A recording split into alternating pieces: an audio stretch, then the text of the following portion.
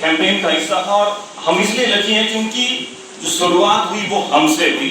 इसलिए आप अपने आप को सबसे लकीस्ट पर्सन समझिए और सबसे लकीस्ट स्कूल समझिए कि हमने इस शुरुआत को आगे बढ़ाने में पहला कदम रखा।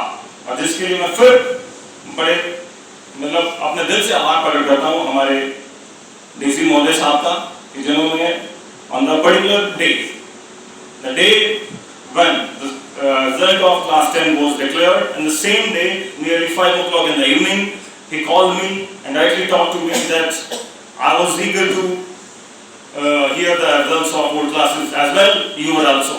I said, sir, thank you that you have talked with me, and yes, I was nearly, or you can say hardly eager. I have to listen the result, I have to hear the result.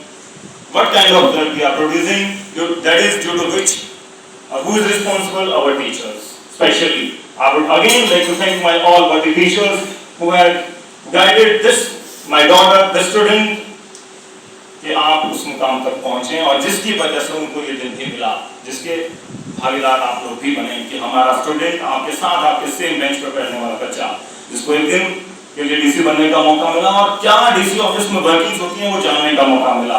क्योंकि civil services it's not hard, it's a very hard cup of tea, hard nut to crack.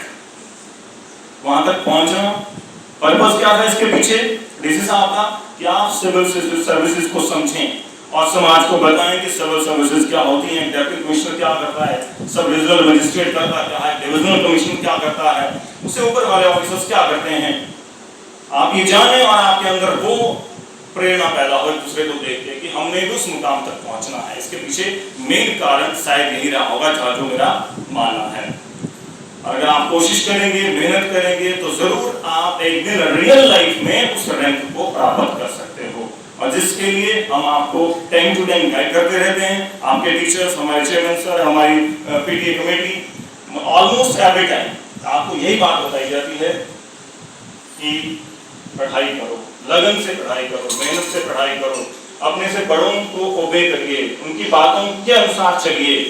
जैसे साहब ने कुछ दिन पहले एक speech भी दी थी कहीं स्टूडेंट्स को, वो एड्रेस कर रहे थे कि सबसे आसान काम है पढ़ाई करना, सबसे आसान काम। आप पढ़ाई कर रहे हैं, आप घर में बैठे हैं, स्कूल में बैठे हैं, आपके ऊपर कोई वजन तो रखा हुआ, रखा किसी के ऊपर नहीं रखा है ना। आपने आराम से आप डेस्क पे बैठे हैं, चेयर पे बैठे हैं, या आपने सिटिंग जो स्टडी टेबल लगा के रखा वहां बैठे हैं, आराम से बैठे हैं, पढ़ रहे हैं, छोटी सी बुक हाथ में पकड़ी है, पेंसिल पकड़ी है, पेन पकड़ा है। ये मेरे इस कहने का मतलब ये नहीं है सिर्फ जिन्होंने टीच किया है, मेन जो इस सिस्टम का हिस्सा है, उस स्कूल का हिस्सा है, whether they have not taught, they have taught। अगर आप स्कूल में सिस्टम का हिस्सा है, it means you are doing something, you are doing something for the whole system। वो एक सबसे बड़ी बात है। ये कोई जरूरी नहीं है कि आप पढ़ाते हैं, पढ़ाने के अलावा और काम भी तो कर रहे हैं, आप एज अ पेरेंट भी केयर कर रहे हैं। मुझे पता है for the last 9 months how I have managed all the things, उसमें आप सबका कंट्रीब्यूशन भी था। मैं टाइम टू टाइम आप लेडीज के साथ बैठता था, बात करता था कि मुझे क्या करना चाहिए। आपको पता होगा कि कैसे बच्चों को मोटिवेट करूं आगे पढ़ने के लिए, कैसे इनको नजर रखी जाए, कौन सी एक्टिविटीज हैं जिनसे करवाई जाए। आज भी वही स्थिति है। तो इसीलिए मैं once again I would like to thank you all the teachers who taught since her class nursery to class 10th, as well as they were the part of this whole educational system of this institution, and the school management committee whose chairman is sitting in front of you people। दिल से एक बार आप सबका धन्यवाद। और मैं चाहूंगा कि आप सब आगे चल करके एक दूसरे को प्रेरणा दें, एक दूसरे से जेलसी ना करें। अगर आपने पढ़ना है, आगे बढ़ना है, कोई भी बच्चा है, कोई बच्चा है, एक दूसरे से प्रेरणा दें। ये ना सोचे कि यार उसने ऐसे कर दिया, कैसे कर दिया, हाउ इज इट पॉसिबल। आप सब कर सकते हैं भैया, आप सब कर सकते हैं। You are all capable, you are all capable and highly capable, पर आपको मेहनत करनी होगी। उसके लिए आपके टीचर्स हैं, आपके पेरेंट्स भी हैं, everyone is here to support you.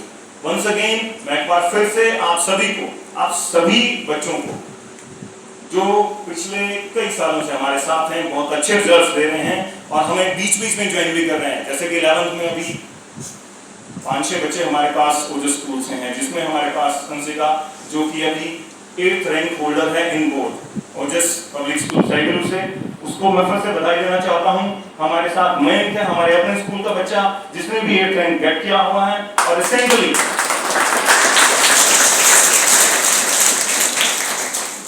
Recently वो 3-4 जून को 32nd children's science congress held at government degree college Dhaliara and district Kangra, वहां पे स्टेट लेवल पे उसने मैथ्स ओलंपियाड में हमारे स्कूल को, हमारे डिस्ट्रिक्ट को भी रिप्रेजेंट किया। उसके लिए भी बधाई आप सबको।